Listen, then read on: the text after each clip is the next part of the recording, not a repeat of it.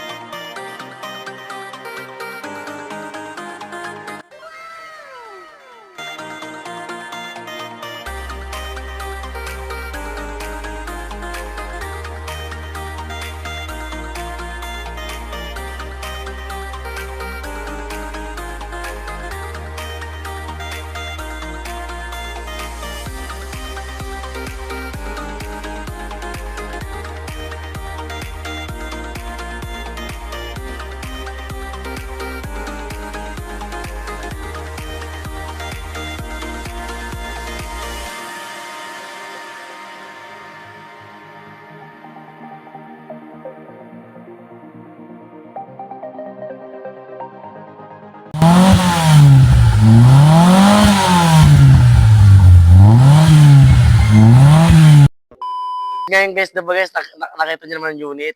Ngayon, tatanungin natin si Boss Arman.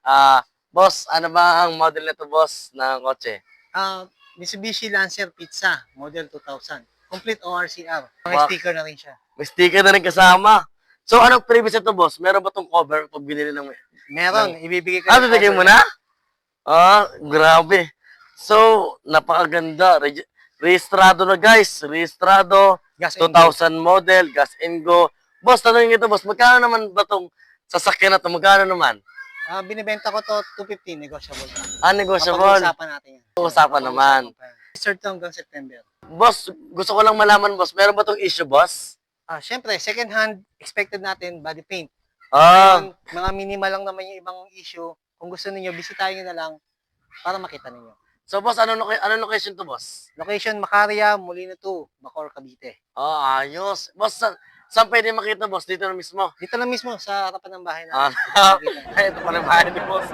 So, guys, yung mga gusto mag-inquire, guys, ilalapag ko yung number. Mag-text ka dyan o mag-call o na dyan yung messenger. Mitsubishi Lancer Pizza, model 2000. Complete papers. Naka-lowered. Naka-body kits. Naka-BBS na mags. 16. Naka-sticker na rin. Naka-spoiler na rin. Meron na rin siyang diffuser sa likod.